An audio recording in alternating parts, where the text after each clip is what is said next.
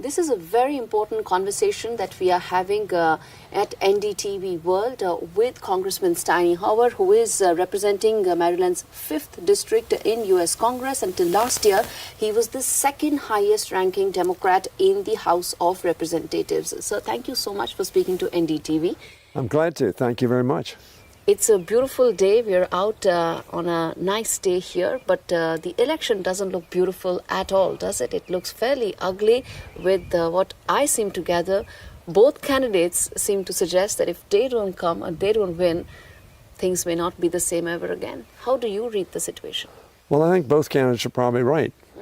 Now, ever again, those of us on for Mrs. Harris, for Senator Harris, believe that her opponent is not worthy of being president of the United States, either by character or by rhetoric or by experience, frankly. He's had very rough experience as president of the United States, particularly as he closed and refused to leave and follow the democratic process. That many of us think he committed an insurrection and tried to overthrow the processes of a democratic government. We don't think that qualifies him to, again, have that kind of power. But it is apparently, according to the polls, a very close election. So we're on the eve of the election yes, here. Indeed, yes. We'll see what happens tomorrow. We have a somewhat different system than many other countries have, in that we have a thing called the Electoral College. Right. Mr. Trump did not get the majority of votes when he was elected president. Yes. He didn't get the majority of votes when he was defeated in his try for re-election. So we'll see what happens This time tomorrow. around, yeah. What makes you, as someone who's seen American politics for decades, 5 decades, 6 decades, so closely, why do you think the election is so close, especially when your opponent is someone whom you think is not worthy of the office? Well, I think there's been a lot of misinformation, disinformation. Frankly, from my perspective, we have an economy that the Wall Street Journal, just a couple of days ago, not a Democratic-leaning paper, as you probably know, indicated that whoever is elected president is going to inherit one of the best economies in the world and one of the best economies we've had. 16 million jobs created in 4 years. That's historic. Yeah. Huge investment by the private sector, following very substantial investment by the public sector in building our economy, in helping people make sure they have health care, in making sure that Social Security is sound, and making sure that our environment is sustainable for the future. Frankly, the Congress that Joe Biden, President Biden, and Vice President Harris presided over, in effect, Yes. Was an extraordinarily successful Congress. In juxtaposition to the least effective Congress in which I've served, and I've been in 22 Congresses. Right. This past year under Republican leadership.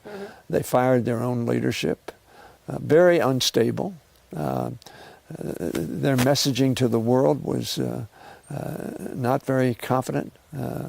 And so I think that the economy, however, prices have gone up, inflation has been too high, and people are having a tough time, and they attribute that to the Biden administration. Yeah. They're wrong. They're wrong because inflation rose all over the world. Why? Because the pandemic hit us, and what happened? Supply production shut down. Yes. So supplies were in short, and as soon as the pandemic ended, demand rose. Yes. And therefore, with short supply and high demand, Prices rose up. prices go up. Those are the way the economy works. Indeed.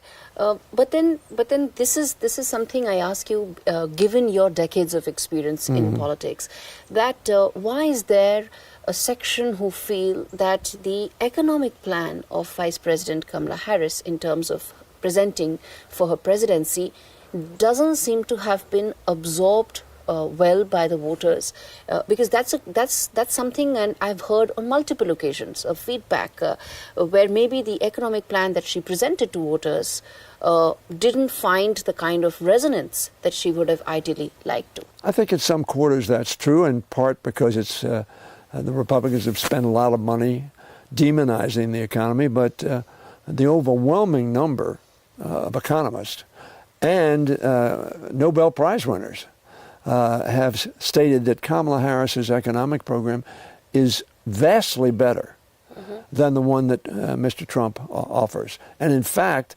they believe that the Trump plan will cause greater inflation, greater unemployment, and will not be good for the economy either of the United States or, frankly, the global community.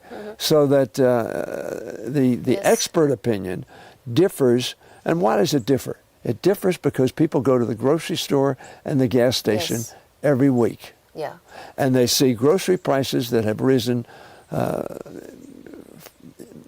pretty high. Yes. And who's the one that's talking about making sure that we have a look at gouging, price gouging, in food prices and other prices? Yeah. Kamala Harris. That's correct. Who's the one that said we're going to give you $25,000 so you can purchase a home because that's good for home ownership, is good for the country? Who's the one that's saying we're going to make sure your health care costs stay down? Kamala Harris.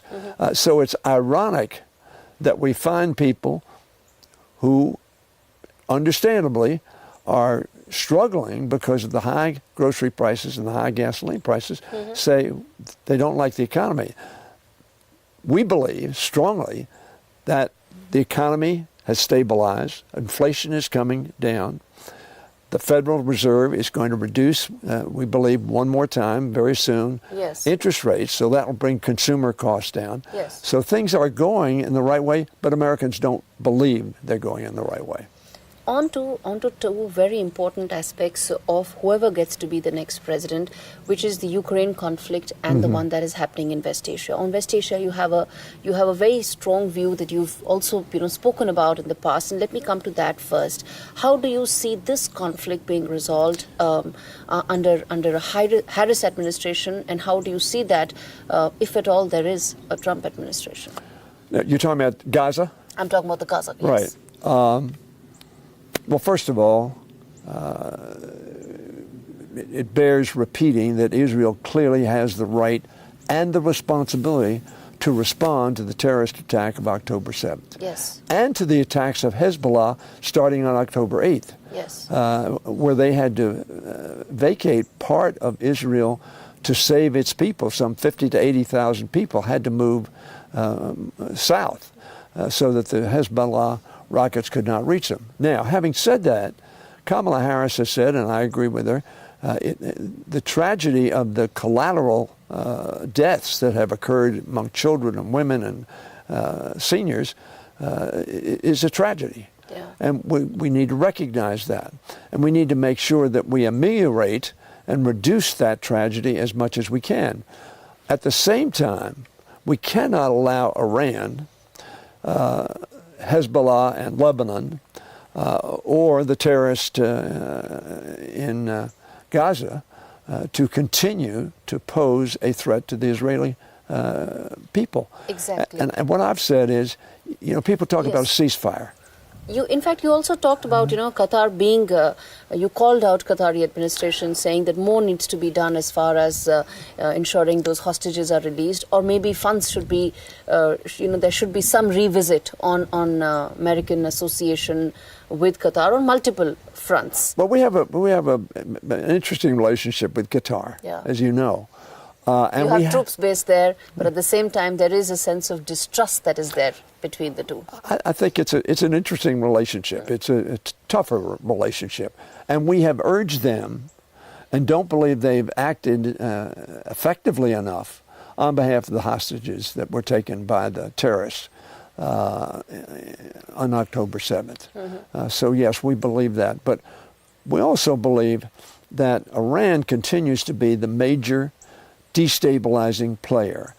Iran is looking for hegemony in the Middle East. They want to be the power in the Middle East. Israel stands in their way. And they have articulated for decades their intent to destroy Israel and to kill Jewish people. Right. The terrorists did that as well. Some of this, a lot of experts feel, is finding resonance in Michigan. I'll come to that, sir. Yeah. And, you know, with Michigan being such an important state, there were reports in the last couple of days that some of the counties where there were Lebanese American mayors, they are now endorsing Trump. Again, it is in the context of the election that this conflict should also be seen. How do you see that impacting Michigan, if at all? Well, first of all, let me say it's interesting that they're doing that. They don't do that on the basis that Trump is going to be any less supportive of Israel, because he's made it clear that's not the case. Yeah. And he's made it clear that he would stop the war immediately. Yeah. Now, nobody knows how he would do that. Would he tell Israel to stand down? Very doubtful based upon his past record. So they are angry at the Biden administration. I was coming to just that. Do you think that he's been able to tap into the anger that is there in the American, voters and system, whether it is for the Israel conflict, the Gaza conflict, or even the persistent Russia-Ukraine conflict? There also he said, "I'm going to, close it in a day." Yeah. Donald Trump has been appealing to the anger in America all of his political career, starting in 2016. That's what he appeals to. The anger and the frustration and disappointment in people. He tears down America.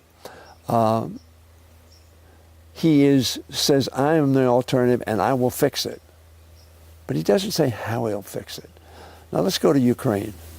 I am very fearful how he will fix Ukraine is talk to his friend Putin and say, you can have Eastern Ukraine and you can have Crimea.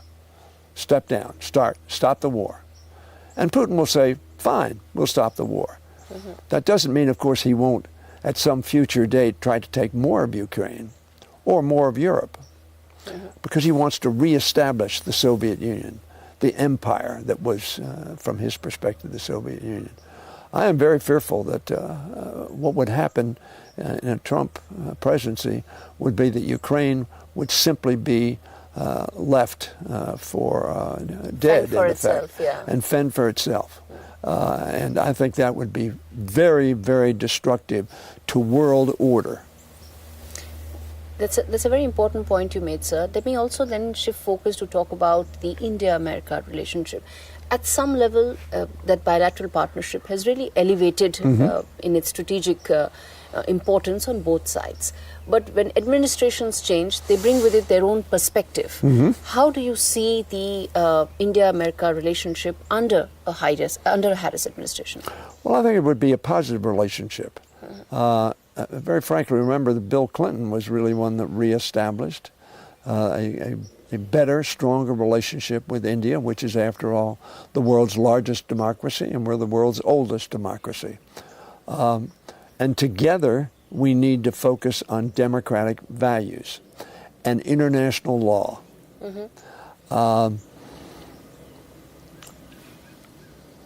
Putin, let me put it, Russia, the Soviet Union, was at a time when relations between the United States and India were strained.